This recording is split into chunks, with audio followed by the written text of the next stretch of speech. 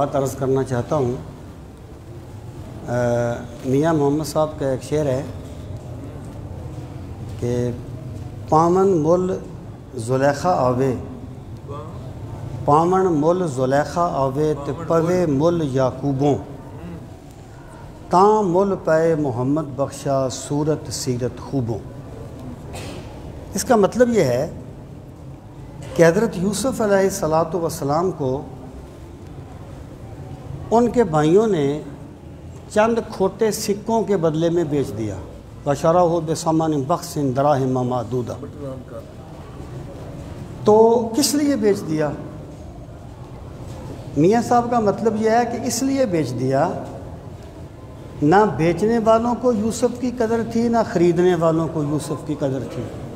بات تو قدر کی ہوتی ہے نا، نہ بیچنے والوں کو یوسف کی قدر تھی نہ خریدنے والوں کو یوسف کی قدر تھی۔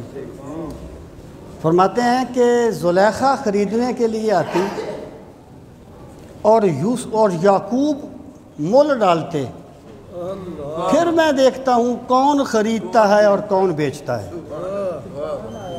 بات یہ ہے کہ ایک چیز کی قدر کرنا، یہ ہے اصل چیز۔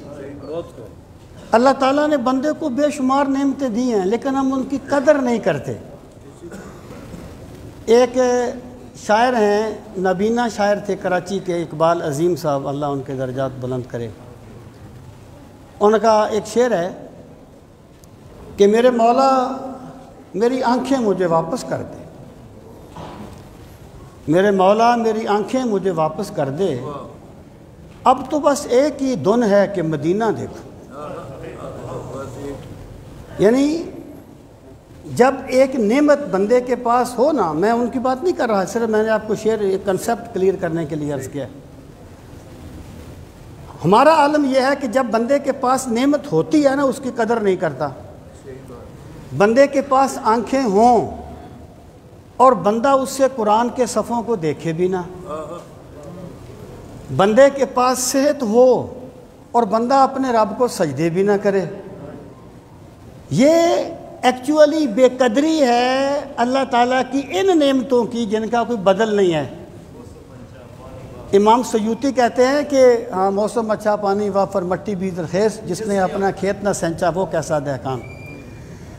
سیوطی کہتے ہیں کہ ایک بندے نے قبرستان میں کوئی 2 رکعت نماز نفل پڑھے، اور جیسے ہم پڑھتے ہیں خیال کہیں اور ہے، توجہ کہیں اور ہے، تیز تیز، تو وہاں بیٹھ گیا، اس کو اونگ آ گئی۔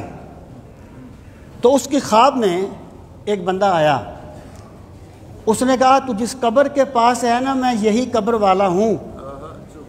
اس نے کہا تو نے 2 نفل تو پڑھے ہیں لیکن تجھے قدر نہیں ہے کہ 2 نفلوں کی قدر کیا ہے اللہ کی بارگاہ میں۔ اس نے کہا ہم سے پوچھو ان کی کیا قدر ہے، اگر ہمیں موقع ملے تو ہم پوری دنیا قربان کر دیں 2 نفلوں کے لیے۔